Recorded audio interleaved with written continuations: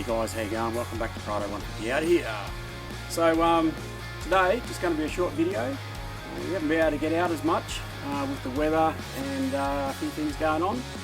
And by the way, I just want to say congratulations to Joshua, my oldest son. Today he signed up for a carpentry apprenticeship, which is school-based at the moment because he's in grade 12.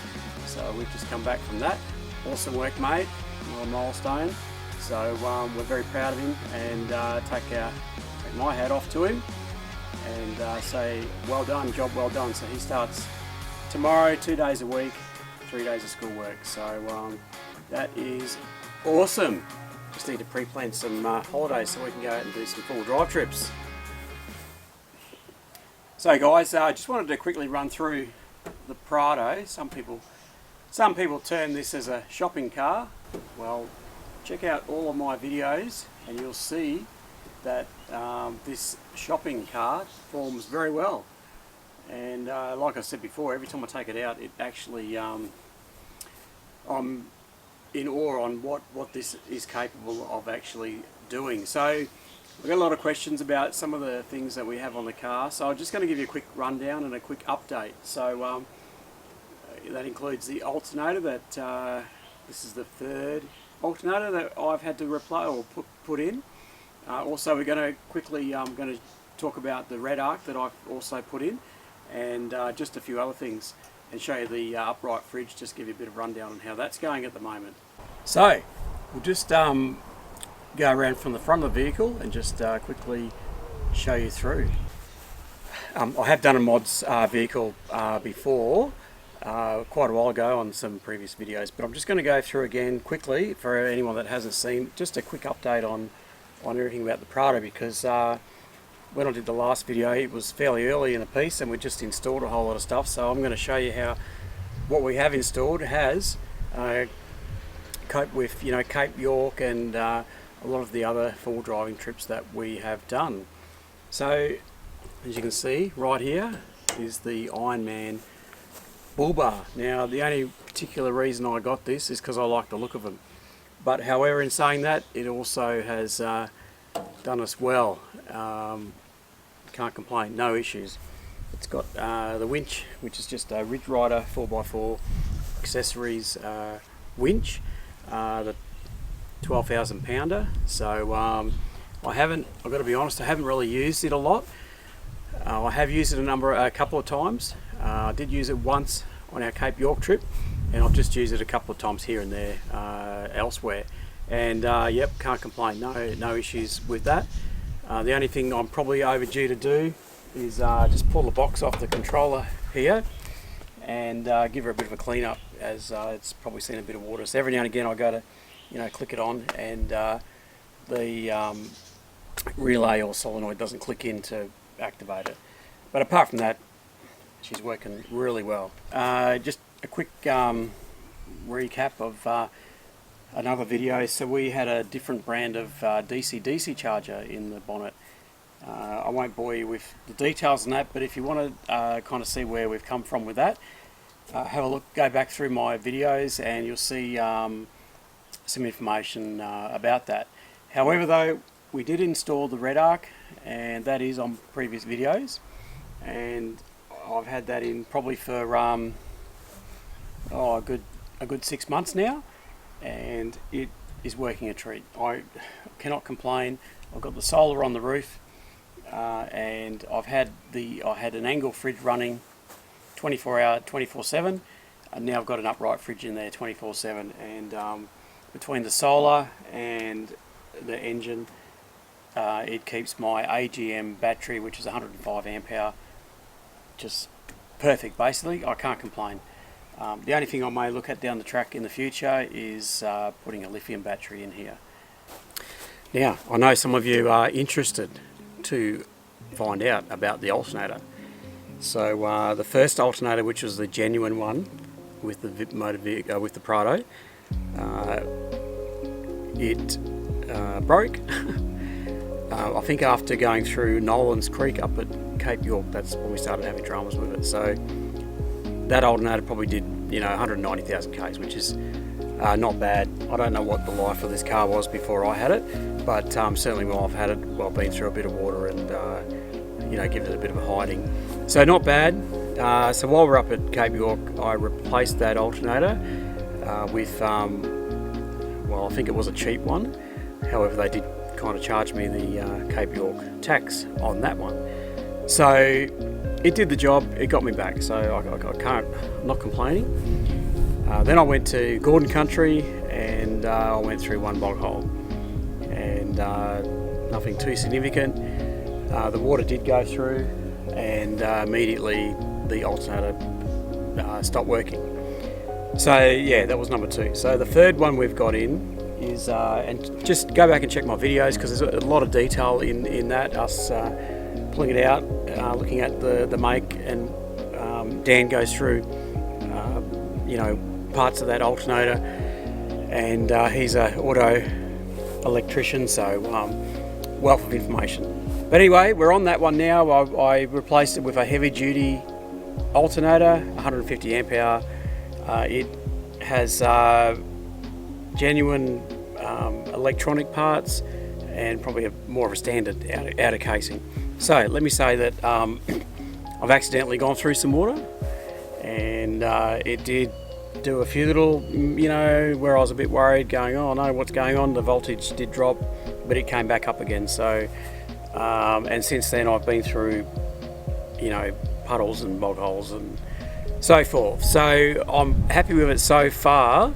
However, if this one goes, I think I'm going to have to save my money and buy one of those called, sealed alternator. The only thing is that they're about $2.5 grand, and they're a bit of work putting them in, so it is quite an investment. So I'll see how this one goes. Probably go through some more water crossings, see how we go. The trick is, though, I think, is that particularly if you're going through muddy water, is and that's what I did the last time with this one, that I went through a water crossing by mistake, I suppose you could call it. Straight away I stopped the vehicle and I poured fresh water all over the alternator, just all over it. I let it sit there for a good 5 minutes, and then I started it up, and yeah, within half an hour she was back to normal, and I haven't had an issue since.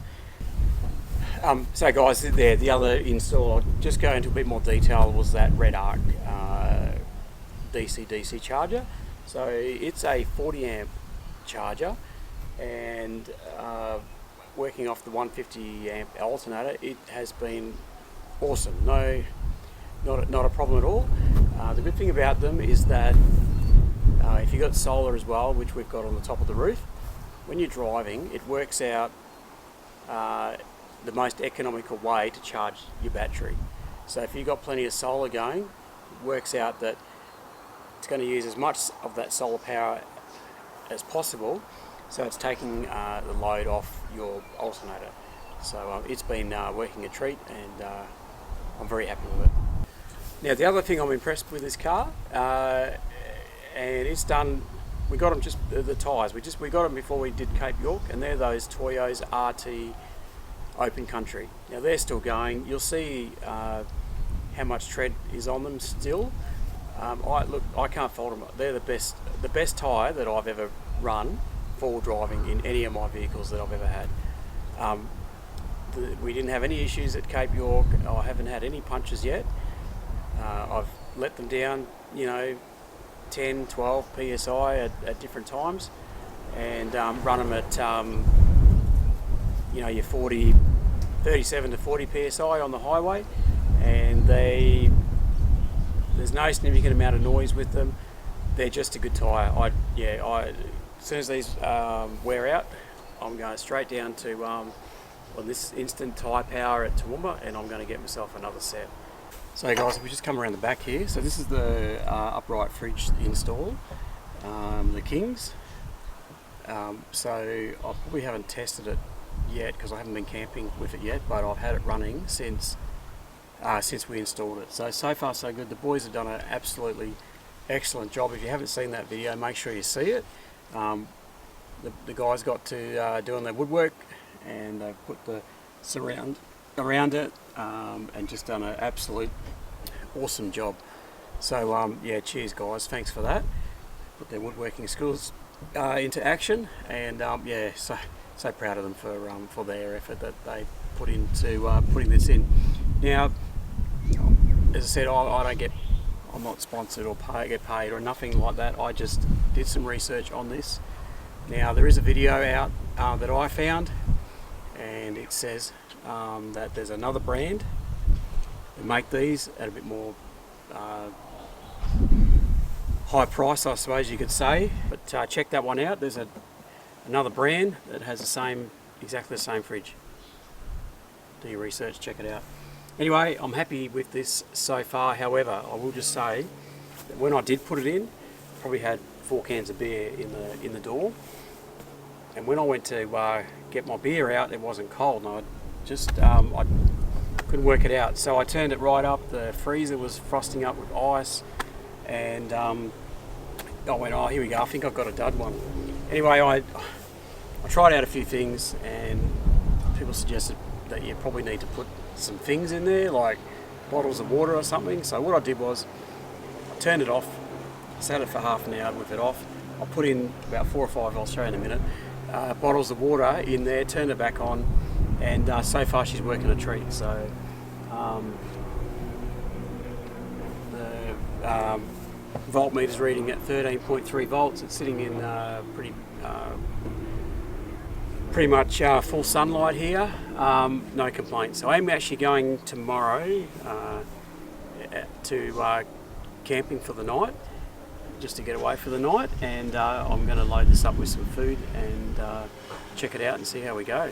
So guys, I'll just open it up, show you inside. So there she is. There's my bottles of water. They're cold, like there's no issues there. And the freezer's got a bit of ice in it, which is not too bad. And these are ice blocks that I put in, and they are actually frozen solid. So there's a bit of ice up on the top there. So working a treat. I only had the cans up here, so maybe that was the issue with it. But yeah, when I go camping, I'm certainly going to load her up with a bit of food, and of course a couple of beers, and yeah, so that'll be coming up soon, that camping trip. So guys, in the back here, you would know I've got the road chef. So what I did was I just moved it over. It was sitting here before, so I've just moved over to here. And if you haven't got one of them and you've got a full drive, make sure you get one. They're awesome. Pies, I've cooked a roast dinner in there. They're just awesome bit of kit. It was excellent with the 3 teenagers and me when we went to Cape York. Now, just up here, I've just got a light for the back, strip light, and it just helps to, you know, when you're working in the back of the car here. I've got a rock light as well. It's not too bad. I find it's kind of just, you know, bright right on you. So I've got to work something out. That's what you do. Hey, you go camping and you come back and go, I want to make a few changes. I've got to work out how to put these rock lights somewhere down the left, the passenger side of the Prado. You know, when you've got the awning out and you're sitting there doing whatever. So yeah, so that's pretty much it. And the only other, we've had these in here before, but I'll just show you. So we've got 2 drawers. I spent about a week ago just sorting everything out, because you know when you throw things in and you take them out and throw them in, things get a mess and you forget what's in there. So I've just gone through and had a bit of a change around. So I've only got the recovery stuff in here, and the pump and fuses and all that kind of stuff just in the bottom here, and I'll save the top for you know, your coffee and your gas, little gas cooker thing, plates and whatever else that you have in here, even some empty beer cans, so that's in there. So that, a lot of that's, you know, if you go camping without the camper trailer, I've got it all there. And these K-On products are awesome for a Prado.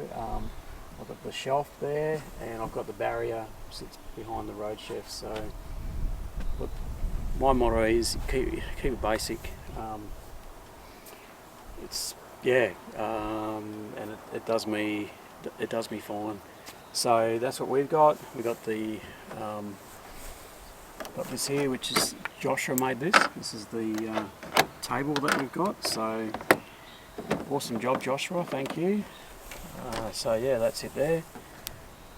Some screw for something. So Kaon does a pretty good one of these as well. But it's always nice when your kids do make stuff themselves and you can use it. So awesome. So guys, our 12-volt system is pretty basic as well. Thanks to Joshua, he did a work experience at TJM 6 months ago, whatever it was. Came back all excited. He wanted to put in some a 12-volt, basic system for me. So, yep, we went to work and sorted that out. So, nothing too flash in here. So I've got the SIG plug, a couple of USBs here, switch for the rock light, and the fridge and the road chef. They plug into an Anderson plug. So I've just got one Anderson plug and a double on the other side. So they plug in. They're on a heavier line straight back, to the auxiliary battery. The 12-volt stuff here, that's another line that comes down from the auxiliary battery from the front, and that's not as heavy duty as the Anderson plug ones, but it does the job. And I've just got like a piggyback, one of those extra couple of SIG sockets that sit here and 2 extra USBs there. Mate, that does the job. It's perfect. It's sitting here, that's plugged in. That's, I don't know if you can see that, but just up in the back there, it's just velcroed onto the carpet. That's where I put my batteries for my GoPro, so they just sit in there. One's in there all the time. Just pull one out and put the other one in the GoPro. And I bought myself, because I haven't decided on the inverter yet that I want to do. I've got a few options. You can go the full red arc. I know Kings have a reasonable one. They got a 1500 watt inverter. So I'm just kind of been watching a few videos on that and other people doing reviews and just how that goes. So that's why I haven't done anything on that yet. That'll be another project. But for now, I've got a 150 watt simple little inverter that I bought from Jaycar, sorry, and it's in the glove box, but I just put it up here, and that'll charge my Canon camera overnight. So probably just one thing I forgot is that obviously you know it's pretty kind of basic stuff, but everything has to be fused. So the fuses are under the in the engine bay there. So these have a fuse here for what comes out of that. The road chef and the Anderson plug side of things, that they're fused under the bonnet as well. So just to keep everything nice and safe. So I'm just going to show you my rock sliders and the suspension as well for those guys that are interested. So I'll do that now. So guys, at the front here and the back, we've got Fulcrum shock absorbers, and we've got the King springs. Now I've got a 2-inch lift, and Toowoomba steering and suspension help me out with that. So what the go is there? We did the rear, so we put the new springs and shockies in on the rear, but we let the good guys at Toowoomba steering and suspension, I got them to put the front in.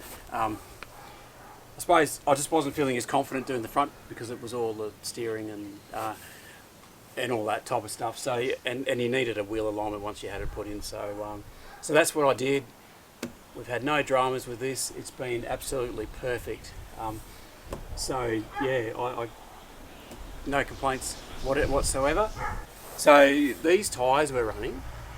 So I've kept the same rims, and again in previous videos earlier on anyway, the earlier videos, Josh has painted the rims, and she's doing fine. She's holding up great. As I said, Cape York survived.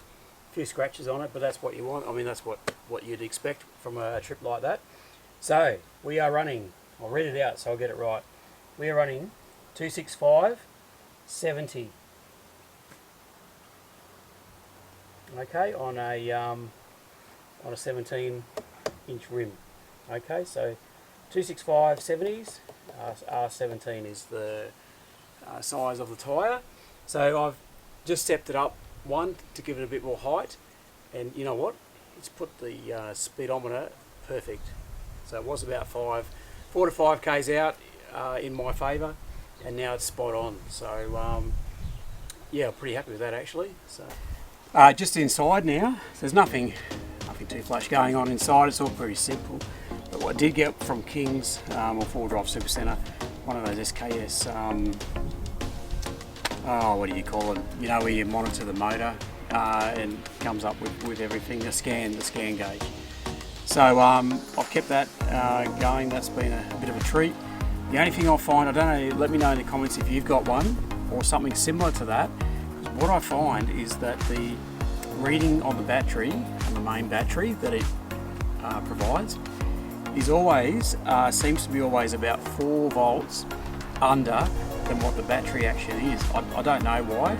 I don't know why it does that. Because I've actually done a check on the battery itself, and it's 4 volts higher than what the scan gauge says.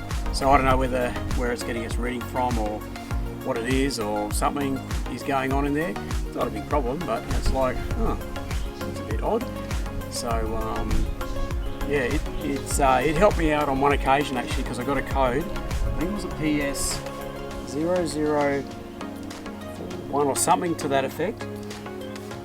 Looked it up, and it was something to do with a MAF sensor. Now, fortunately for me, I noticed that one of those little tiny vacuum hoses was developing a hole. Something the wiring loom had been rubbing on it. So what I did was, went down to Autobarn, it would have been Autobarn at the time, and I just got a thing of vacuum hose, just standard stuff. I did try Toyota, but you know what? Toyota wanted the whole kit, the whole section of it, and I didn't even get to what that was going to cost me. So then, yeah, Autobarn had I just bought I don't know, 30 centimetres of it maybe, just to have a bit of spare. Cut it, chopped it, put it back in, code's gone, beautiful, and I was able to reset it. So it's done its job just with that one. Yeah, so I'm pretty happy with that. So here we got the Safari snorkel. We bought that from TJM and we installed it ourselves. So everything we've done has worked great. The only thing that didn't probably work the best was the previous DC-DC charger. Guys, can't forget these rock sliders. These are absolutely an awesome pair of kit, hey? So I've had the car resting on them. They've saved my sills a number of times over going up and down rocks. And there's one particular incident that at Cape York where honestly the car felt like it was going to tip over, but they were resting on these. So these are absolutely awesome. They're well used, as you can see. They've got scratches all over the place, but I'm not worried because they're there to save your car, aren't they? Not necessarily, well, to look good, but you know what I'm saying, hey? So again, these are absolutely awesome. They're easy to install. These came from Southern Cross Fabrications or Fabworks down at Yatala. I'll leave their website in the description. Now, if you are interested in buying any of these, they do have a website. Now, for the Prado 150, they've taken the ability to be able to order them online off the website. Now, I don't know if you can see, but the reason being is that I think some people were ordering them and then getting them, and they were disappointed that the rock slider didn't go from here back here. Okay, there's a reason for that. That with the chassis there, they just weren't able to make it, so it came back. I'm happy. They look fine, they look great, and they do an awesome job. So if you are interested in these, you'll have to ring them directly, and they will make you some for the Prado 150. Okay, I don't get anything for it. However, though, you can mention the the YouTube channel Prado 150 out here because they do know me. But yeah, I don't get anything for it, and you may get a discount possibly, but that's good for you guys. Hey, if that happens. But yeah, I'm into recommending people and products off the bat. If I've, the Toyos, I've tried them just off my own bat, done my own research, and they're perfect. I'm happy to go, yep, these are the best tyres that I personally have used on any of my 4 drives. These rock sliders, I haven't tried any others, but they've done an awesome job, so I'm happy to go, guys, this is where you get them from. If you're after a set, you will be happy, with your purchase. Well guys, that brings this episode to an end. I just want to say I really appreciate your support, and I hope you're liking our videos and just what we do as a family, and I hope it's showing you just how remarkable these shopping cars really are, the Prado 150. And just to remind you that the vehicle we have, it's a 2015 model. It's the 3 litre, last of the 3 litre turbo diesel, October build, and it's done awesome. 2,000, that'd be right, wouldn't it? 206,000 Ks, it's just clocked over. And so, and I do know that coming down down the track, coming up at some point, which I'm in conversation with Dan about it, is, the injectors will need sorting out. I'm not having any issues with them at the moment, so I'm not too concerned. The EGR clean, I was going to do that actually today, but something's come up for poor old Dan, so he wasn't able to assist me. I was tempted just to do it myself in my garage, but yeah, I kind of neglect on that one, so I think it's better to have a bit of supervision doing that. So that's the next kind of biggest job. The other thing that I'll be looking at for this car is the bearing, so when they need changing, if they need changing, all that kind of stuff. So I'm trying to do it all myself, learning and saving money, and you feel a sense of accomplishment when you can do stuff yourself. And like I said, with the front suspension, I didn't feel confident in that, so I'll leave that to the experts. I've really enjoyed it. But hey, I won't waste any more of your time. I'll see you on the next one. So again, thanks for watching.